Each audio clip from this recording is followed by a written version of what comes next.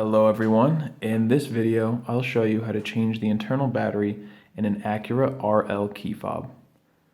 This key fob comes in a couple different versions. We're calling it the pill-shaped one.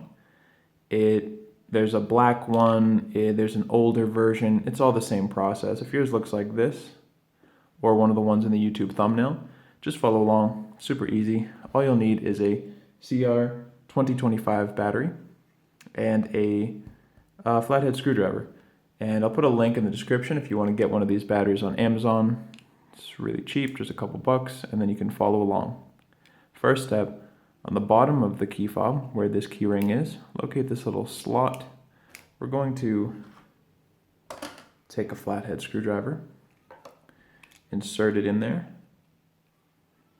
and just twist until you feel it pop apart.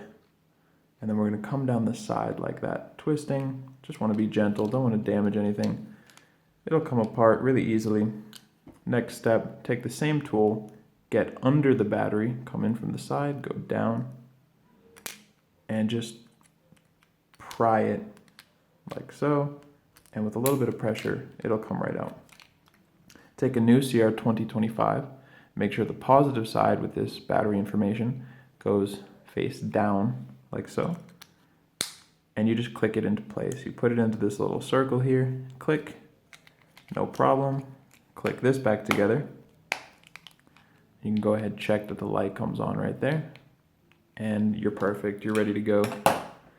If this video helped you out, feel free to leave a like or comment, and if you want to see a full guide on how to change the internal battery for this key fob or any other Acura key fob, click the link down below to go to fobbattery.com.